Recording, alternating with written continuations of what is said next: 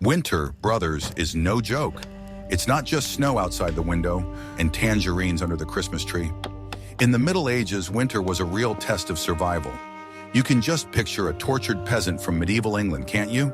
Sitting in his ramshackle hut, shivering from the cold, waiting for the worst. Well, that's not how it was at all.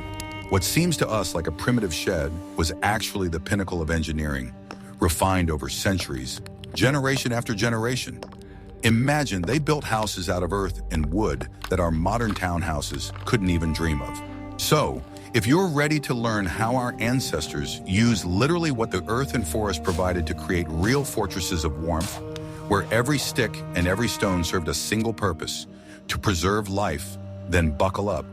Today we will debunk myths and delve into 10 amazing secrets of medieval peasant house construction. It will be interesting, I promise. We are used to thinking of candles as a source of light, but for peasants, even a tiny flame was a valuable source of heat, especially in harsh winter conditions when every calorie of heat was worth its weight in gold. They used fat lamps, often made from simple, readily available materials such as clay or metal, and tallow candles, which were made from animal fat, a byproduct of livestock farming and hunting. These primitive but effective sources of light and heat burned for hours, not only illuminating dark huts, which was a significant achievement in the absence of electricity, but also giving off a small but constant amount of heat. This heat, although insignificant by modern standards, in a tightly closed, small room typical of peasant dwellings, where every square meter was at a premium and cracks in the walls and windows were kept to a minimum, could raise the overall temperature by a degree or two. This was of enormous importance for comfort and survival, especially at night, when the air temperature dropped to critical levels. Peasants often placed these micro heaters strategically at the head of the bed to create a small, cozy microclimate for sleeping, or near the workplace, for example, where a woman spun or a man repaired tools. This type of spot heating allowed heat to be concentrated where it was most needed, reducing the overall need for massive heating of the entire dwelling, which would have been an unaffordable luxury in terms of fuel consumption. Unlike candles, fat lamps could use various types of fat, including fish oil, which made them more accessible in regions with developed fishing industries. The wick was usually made of moss, flax, or other fibrous materials that could absorb fat and maintain combustion. This heating method was part of a broader survival strategy in which every resource was used as efficiently as possible. It demonstrates the peasants' deep understanding of the principles of heat transfer and insulation, allowing them to create relatively comfortable conditions with limited resources. In addition to providing direct heat, these sources also helped to dry the air, which was important in damp peasant dwellings, and their flickering light created a feeling of comfort and security on cold winter nights. In conditions where every drop of energy was precious, the use of fat as a dual source of light and heat was an ingenious solution, reflecting centuries of experience in adapting to the environment. It was a form of individual microheating that fit perfectly into the frugal lifestyle of peasants, allowing them to make the most of the resources available to them. In some cultures, fat lamps were also part of rituals and traditions, emphasizing their not only practical but also symbolic significance. Their long burning time and relatively stable flame made them a reliable companion on long winter evenings, not only meeting basic needs but also helping to keep the body warm in low temperatures, which directly affected survival. The house was only part of the equation for survival in harsh climatic conditions. The peasants themselves, driven by necessity and centuries of experience, turned their clothes into mobile, multi-layered houses, creating a real system of personal climate control. They wore multiple layers of wool and linen clothing, which not only provided warmth due to the density of the materials, but also created air pockets between the layers that acted as excellent insulators. Air, being a poor conductor of heat, was trapped in these pockets, slowing down heat exchange between the body and the environment. This principle of layering, which is still used in modern functional clothing, was intuitively understood by peasants and implemented by them using readily available materials. Clothing was tight-fitting at the wrists, ankles, and neck, sometimes with the help of wraps, laces, or braids to seal the heat and prevent it from escaping. For example, sleeves could be long and tucked into gloves or wrapped with fabric, and trousers were tucked into bast shoes or high boots. The neck was often protected by high collars or scarves that fit snugly against the body. This method of sealing minimized convective heat loss when warm air heated by the body would escape to the outside, being replaced by cold air. This created an effective heat trap that allowed the body to retain heat even outside the home, while performing heavy physical labor in the cold. Inside the home, this personal climate control system reduced the overall need for strong heating, saving precious fuel. Materials played a key role. Wool, thanks to its fibrous structure, is excellent at trapping air and retaining heat even when wet. Linen, although less warm, was more readily available and was used for the lower layers, which absorbed moisture and wicketed it away from the body. Additional elements, such as sheepskin coats, felt boots, and fur hats, not only enhanced the insulating properties, but also protected against wind and precipitation, which could significantly increase heat loss. Clothing was not just a set of fabrics, but a complex system adapted to the harsh conditions of life. Each element had its own functional purpose, whether it was long shirts covering the waist or thick pants protecting the legs from the piercing cold. This well-thought-out system allowed peasants to perform their daily tasks despite the low temperatures, and was one of the most important factors in their survival and viability in adverse climatic conditions. They understood that properly selected and worn clothing could be more effective than any stationary heating system when it came to maintaining individual thermal balance. Instead of simply storing firewood under a canopy or in a separate building, which would have been logical from the point of view of convenience and protection from precipitation, farmers, driven by a desire for maximum efficiency and economy, could build a woodshed close to one of the outer walls of the house, and sometimes inside it in a specially designated compartment or extension. This approach was much more sophisticated than it seems at first glance, utilizing the physical properties of wood to create a passive system of thermal insulation and heat storage. A large amount of wood, especially if it was substantial, acted as an excellent insulator, creating an additional barrier between the cold outside and the warmth inside the living space. Wood is known to have low thermal conductivity, which makes it a good insulator. In addition, it has some thermal inertia, i.e., the ability to accumulate heat and release it slowly. If during the day the sun warmed the wall of the woodshed a little, or heat from the house penetrated it, this storage room became an additional thermal buffer, slowing down heat loss from the living area at night or during periods of sudden cold spells. The wood stored against the wall of the house acted as a thermal mass, absorbing excess heat from inside the house and releasing it back when the temperature in the room began to drop. This was especially effective if the wall to which the woodshed was attached was south-facing, allowing solar energy to be used. This warm wall made of firewood was a kind of living thermal mass of future fuel. It not only provided convenient storage for firewood, but also minimized heat loss from the house, which was critically important in conditions of limited resources. In addition, the woodpile against the wall of the house served as additional protection from the wind, which could significantly increase heat loss through the walls. The wind protection created by the layer of wood reduced the effect of drafts and stabilized the temperature inside the room. This simple but ingenious design allowed peasants to use every aspect of their environment to increase comfort and save energy. The moisture content of the wood also played a role. Dry wood was a better insulator, and storing it against a warm wall helped to dry it out, which in turn increased its efficiency as fuel. In this way, the woodshed became a multifunctional element of the peasant household, simultaneously solving the problems of fuel storage, improving the thermal insulation of the house, and increasing the efficiency of wood combustion. This was an example of a thoughtful, integrated approach to resource management, where each decision had several advantages, demonstrating the peasants' deep, practical understanding of the principles of thermodynamics and energy conservation in a natural economy. Instead of cutting down all the trees, the farmers could use a method in which young, flexible trees and shrubs were literally woven into the structure of the walls as they grew. This approach, known as living wattle or living hedge, was surprisingly effective and was a striking example of biomimicry in construction long before the term was coined. A row of fast-growing willows, Hazel, or other local shrubs whose branches were highly flexible and capable of intertwining, anastomosis, was planted along the perimeter of the house.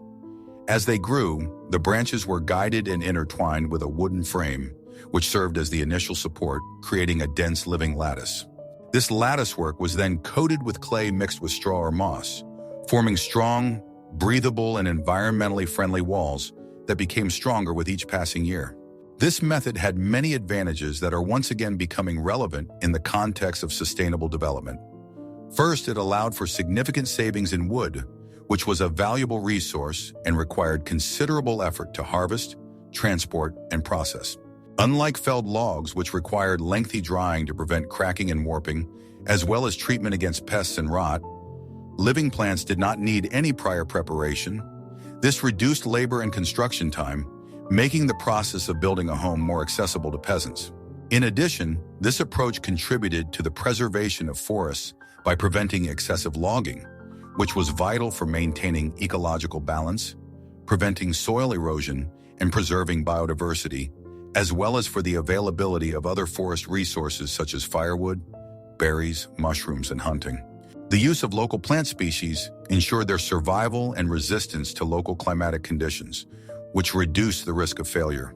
Secondly, over time, the living framework not only thickened and strengthened, but also became even more dense and insulating, providing excellent protection from wind, cold, and summer heat. Over the years, the plants took root deeper, forming a powerful root system that also contributed to the stability of the house's foundation, preventing it from settling and collapsing due to soil erosion, especially on slopes or in areas with unstable soil. The roots formed a natural drainage system, removing excess moisture from the base of the house and preventing dampness, which was a common problem in peasant dwellings, leading to the development of mold and rot in wooden elements. This dynamic structure allowed the house to breathe and adapt to changes in the environment. In strong winds, the flexible branches bent slightly, and when the soil settled, the roots stabilized the structure, making it more resistant to natural forces such as strong winds or even small earthquakes, compared to rigid, inflexible structures. In addition, the living walls created a unique microclimate inside and around the house. In summer, they provided natural cooling through the process of transpiration, the evaporation of water from the surface of the leaves, which absorbs heat from the environment. This reduced the temperature inside the rooms, making them more comfortable without the need for artificial air conditioning. In winter, the dense living mass in clay plaster retained heat, acting as a natural insulator and preventing significant heat loss. This method was an outstanding example of sustainable construction ahead of its time, when nature was not simply used as a source of materials, but was integrated into the architecture, becoming an integral, functional part of it.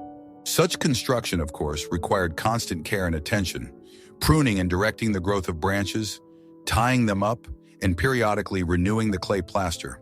However, in return, it provided a home that breathed, changed, and evolved with the environment, offering unparalleled advantages in terms of durability and comfort. Such houses were not just buildings, but an organic part of the natural landscape, symbolizing the deep, almost sacred connection between the peasant and the land, and his ability to live in harmony with nature, extracting the maximum benefit from it without depleting it. This technology also promoted biodiversity, as living walls could serve as habitats for various small insects, birds, and microorganisms, creating a mini ecosystem around the dwelling and promoting natural pollination.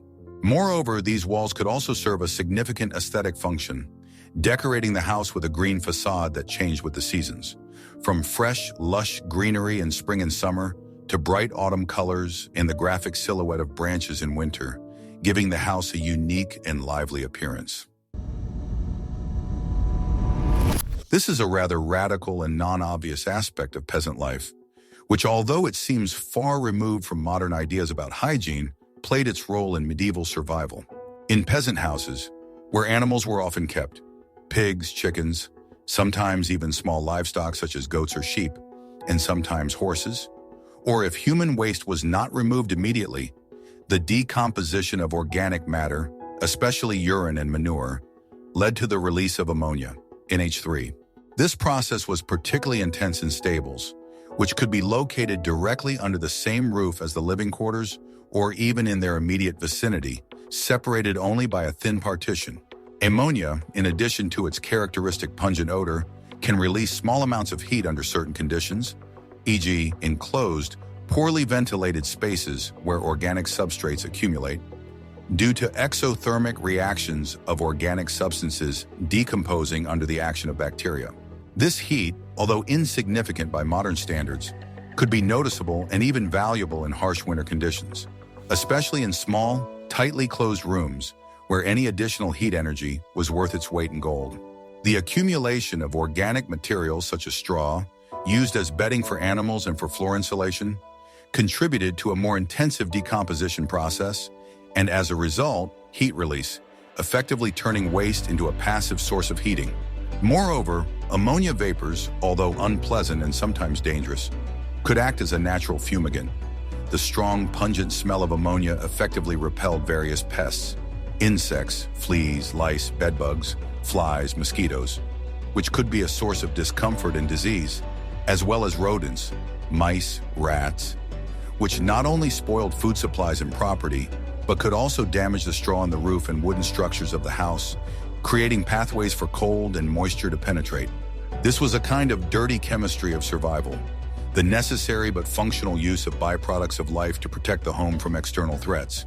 In the absence of modern insecticides and rodenticides, which were inaccessible to peasants, ammonia became one of the few available means of combating parasites that could not only cause discomfort, but also transmit deadly diseases, such as flea-borne plague, as well as destroy crops and property, threatening the very survival of the family. This natural, albeit unhygienic, protection helped preserve supplies, reduce the risk of disease, and maintain relative order in the home, minimizing losses from pests. Of course, this approach had its significant drawbacks, which are considered unacceptable today. High concentrations of ammonia are extremely harmful to human health, causing irritation of the respiratory tract and eyes, headaches, nausea, and, with prolonged exposure, more serious health problems, including chronic lung diseases, bronchitis, asthma, damage to the mucous membranes, and weakened immunity. Therefore, it is likely that farmers instinctively, through trial and error, sought to achieve the minimum ventilation necessary to reduce harmful vapors to acceptable levels while maintaining heat and protective properties. It was a delicate and dangerous compromise between hygiene, relative comfort, and survival in extreme conditions. Ammonia became an unwitting ally in the struggle for survival, demonstrating how, in conditions of resource scarcity, people used every available function of their environment, even if it required sacrifices in terms of comfort, smell, and long-term health. Such methods highlight the harshness of life and the absolute necessity of adapting to any conditions, as well as demonstrating a primitive but effective understanding of the interaction between biological processes and the environment, as well as the principles of chemical defense. It was a forced but sometimes effective strategy for survival in conditions of limited resources and a lack of alternatives. Unlike modern kitchens, which are often separate, well-ventilated rooms with extractor hoods, isolated cooking areas, and complex heating systems in a medieval peasant house, the hearth was not just a place for cooking, but the absolute heart of the home and the central element of all its activities, performing many functions. Cooking was not just a process, but a continuous, almost round-the-clock activity that served as the main and often the only source of heat for the entire dwelling. The hearth was usually located in the center of the main living area, which ensured the most efficient and even distribution of heat throughout the house thanks to convection and radiation. In many cases, the hearth was simply a fire pit on the ground or a small depression lined with stones, which allowed heat to spread freely in all directions, heating the air, walls, and floor. In more advanced versions, it could be a clay or stone oven that accumulated heat and released it gradually. The hearth was not only used for cooking, but also as a permanent radiator, serving as central heating.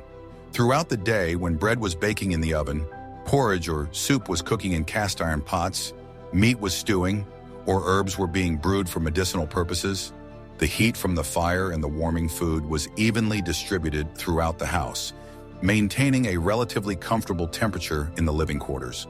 It was a multifunctional kitchen boiler room that worked to fully utilize every calorie of heat energy without waste. Peasants intuitively understood the principles of heat transfer and convection, placing sleeping places, benches for sitting, and work areas, for example for spinning or repairing tools, in close proximity to the hearth in order to make the most of its heat.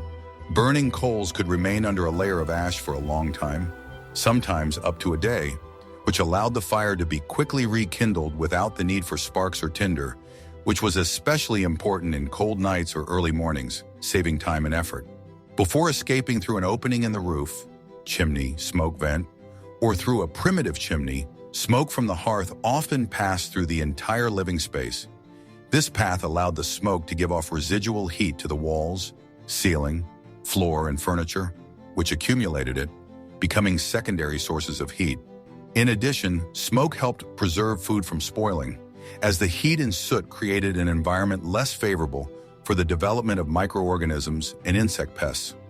Soot settling on interior surfaces could also serve as an additional layer of protection and even a passive antiseptic. The heat from the hearth was actively used to dry clothes, shoes, collected herbs, mushrooms, grain, and other necessary items, which was especially important in a humid climate or after working in the rain and snow. Dampness was the enemy of health and comfort, leading to colds and rheumatism, and the hearth played a key role in overcoming it. Dried foods such as meat or fish could be stored much longer, which was vital for survival during the winter months and periods of food shortages. The entire structure of the house was designed to maximize and retain heat from the hearth. The walls and floor were often made of earth or clay, mud walls, which allowed them to accumulate heat, the thermal mass effect, and gradually release it over a long period of time, even after the fire had died down or was burning weakly. This created a heat accumulator effect, maintaining a relatively stable and higher temperature in the house throughout the day and night, reducing the need for constant burning. Sleeping near the hearth, or even on it, as in a Russian stove, was commonplace, as it was the warmest place in the house and provided additional protection from the cold, especially for children and the elderly. Thus, the hearth was not only a source of food, but also the center of family life, providing warmth, light, protection from the cold and moisture, as well as a social space for communication and relaxation. It was a symbol of self-sufficiency, sustainability, and harmony with natural cycles, where no energy was wasted and every process had several useful functions. This system demonstrated the peasants' deep understanding of the principles of thermodynamics and their ability to use available resources in an inventive and multifunctional way. In extreme cold, when snow fell in large quantities, peasants did not simply put up with it, but deliberately used it for additional insulation and to increase the energy efficiency of their homes. This method was based on a principle similar to that of building an igloo, where snow is an excellent heat insulator due to its porous structure, which traps air in numerous microscopic cavities. Farmers could deliberately pile snow around their houses, forming a kind of temporary rampart or breastwork, or even covering the lower part of the walls to a certain height, sometimes up to the level of the window openings. This snow wall created an additional, essentially free thermal barrier that significantly reduced heat loss through the walls and prevented the ground from freezing at the foundation, which could lead to its deformation and damage to the walls. It is important to note that loose snow contains up to 90% air, which is one of the best natural insulators, significantly superior in its properties to many building materials of that time. A layer of snow only half a meter thick could reduce heat loss through walls several times over, which was critically important in the absence of central heating, modern insulation, and effective double-glazed windows. Farmers living in regions with heavy and prolonged snowfall observed that under a thick layer of snow, the ground remained relatively warm, and winter crops and perennial plants did not freeze, remaining viable until spring. They logically transferred this natural principle to their dwellings, turning a potentially unfavorable phenomenon into a powerful ally. In some regions where snowfalls were particularly heavy and prolonged, farmers could even build their houses in low-lying areas or dig them into the ground, semi-dugouts, to naturally use the snow cover as additional protection. This method was particularly effective in strong winds, as the snow cover not only insulated, but also protected the walls from being blown through, creating a kind of windbreak. Snow carried by the wind compacted to form a strong, but still porous layer that effectively resisted cold air and blizzards, preventing cold air from infiltrating through cracks and crevices in the walls. This snow insulation was dynamic and adaptive. It could be built up or reduced depending on weather conditions and current insulation needs. After heavy snowfall, the peasants would go out with shovels and form neat and functional snow mounds around the perimeter of the house. And as it warmed up, they would allow the snow to melt or, if necessary, remove it to avoid excessive moisture and flooding of the foundation. This allowed farmers to optimize the use of natural resources, turning a seemingly negative phenomenon, heavy snowfall, into a significant advantage for survival and increased comfort. This approach demonstrates the deep adaptability, ingenuity, and resourcefulness of medieval people, who used every element of their environment, including temporary natural phenomena, to improve the comfort and safety of their homes. Their experience and practical knowledge of the properties of snow, air, and heat transfer were passed down from generation to generation, becoming an integral part of winter survival and folk architecture. Although we are familiar with a simple hole in the roof, medieval peasants were able to create more complex, albeit primitive, heat traps for smoke inside the house. The aim was to maximize the use of heat energy from burning fuel before the smoke escaped outside. This was a kind of prototype for modern heat recovery systems. For example, wooden frames coated with clay or even structures made of stones and clay could be installed above the hearth to serve as smoke collectors. These caps, or chambers, collected the smoke and directed it not immediately to the opening in the roof, but forced it to pass through a longer, winding path. The smoke, saturated with heat, rose slowly, flowing around the inner surfaces of these structures. This significantly increased the area of contact between the smoke and the structures of the house, allowing the walls, ceiling, and elements of the chimney to absorb more heat before the smoke escaped outside. The house literally absorbed the heat from the smoke, turning it from waste into a useful resource. In some cases, these heat traps could be integrated into the overall structure of the house, forming a kind of internal maze for the smoke. For example, smoke could be directed through channels laid inside adobe walls or under the floor before exiting through a small opening. This not only increased heat transfer, but also allowed the smoke to be used for smoking food, which was an important method of preservation. Meat, fish, and cheese stored in the smoke passageway were slowly smoked, acquiring a distinctive flavor and increasing their shelf life. Thus, smoke served not only as a means of removing combustion products, but also as a multifunctional resource, a source of heat and a preservative. This approach to smoke management required certain skills and knowledge of thermophysics. Although it was not based on scientific calculations, it was an intuitive engineering solution aimed at maximizing every unit of heat produced in the hearth. Primitive chimneys could have additional branches or chambers where smoke was trapped, cooling and giving off its heat. Soot settling on the inner surfaces also contributed to better heat absorption and retention, creating an additional insulating layer. In essence, peasants created primitive but effective heat exchangers that increased the energy efficiency of their homes, allowing them to save scarce fuel. In addition to all the physical methods of survival, the psychological aspect was extremely important, although not material. Peasants lived in conditions where winter was always a severe test, a time of cold, hunger, and high mortality. However, they knew that their ancestors had survived it and their children would survive it. The shared history of survival was passed down from generation to generation through oral traditions, customs, and experience. This collective memory was a powerful psychological factor that gave them strength and hope. The collective anticipation of spring was not just hope, but a firm belief in the inevitability of change. Winter holidays, rituals, and beliefs were often associated with the anticipation of the arrival of warmth and the rebirth of nature. For example, the celebration of Maslenitsa, symbolizing the farewell to winter and the arrival of spring, was filled with deep meaning. This mental resilience, reinforced by community mutual aid, was an invisible but no less important element of their survival. People knew that they were not alone in their struggle, that neighbors and relatives would come to their aid in case of trouble, Whether it was illness, lack of food, or the need to repair a house, mutual assistance was evident in everything from joint firewood gathering to food sharing and caring for the sick. In years of famine, the community would share its last reserves so that no one would die of hunger. This formed close social ties and a sense of belonging that was vital to maintaining morale. The sense of community and mutual support reduced feelings of hopelessness and isolation that could lead to despair. Psychological resilience allowed them to perceive deprivation as temporary hardship rather than endless suffering. Belief in the cyclical nature of the world, in the fact that after the darkest night always comes dawn, and after a cold winter comes a warm spring, was the foundation of their worldview. This aspect emphasizes that survival in harsh conditions is not only physical adaptation, but also powerful psychological resilience.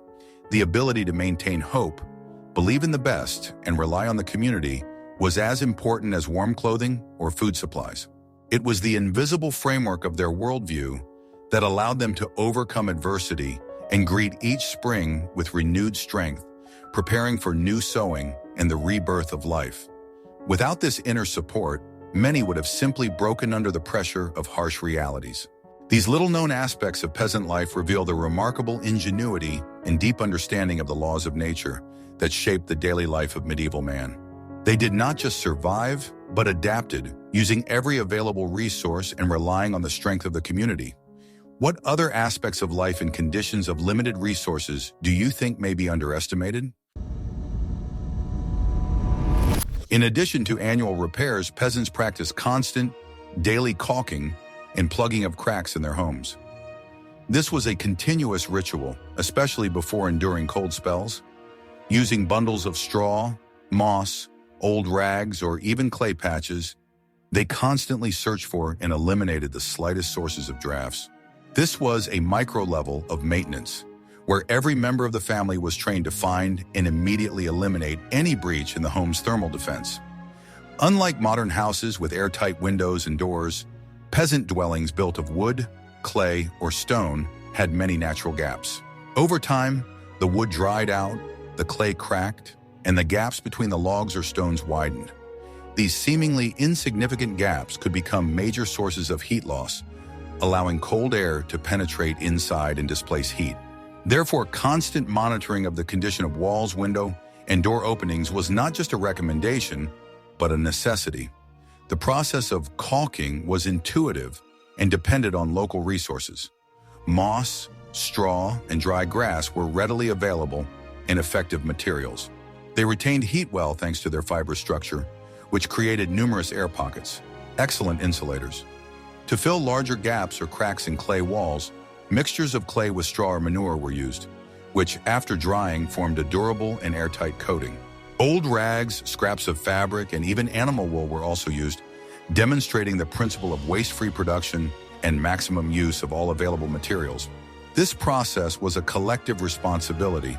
Children learned from an early age to feel drafts, and adults knew where gaps most often formed. In winter, when the cold was particularly noticeable, caulking could take up a significant part of the day.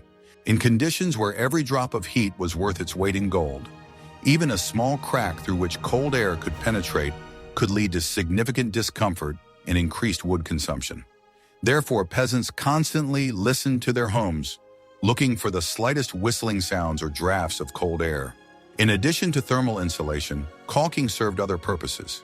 It prevented insects and small rodents from entering the dwelling, which was important for hygiene and preserving food supplies. It also reduced the penetration of moisture, which could lead to damage to building materials and the development of mold. It was a kind of microclimate control carried out manually, without any complex tools or technology. Thus, constant caulking was not just a routine task, but part of a survival strategy that emphasized the peasants' deep understanding of their homes as living organisms requiring constant care. This demonstrates their unyielding adaptability and ability to use even the simplest materials to solve complex problems associated with survival in harsh conditions. This daily ritual was a testament to their hard work, observation, and ingenuity, allowing them to make the most of the resources available to maintain the comfort and safety of their homes.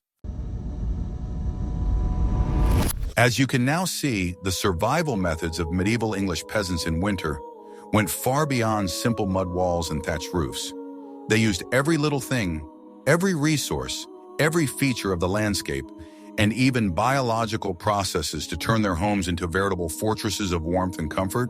From fat lamps to digging into the snow, from wooden walls to constant caulking, their ingenuity was remarkable. These examples show how deeply medieval people were integrated into nature and how they knew how to get the most out of the least. This is not just a story about construction, but a tale of the indomitable human spirit, adaptation, and resourcefulness in the harshest conditions. If you were surprised by these new facts and are ready to delve deeper into the forgotten secrets of our ancestors, be sure to like this video and subscribe to our channel. Even more exciting discoveries await you.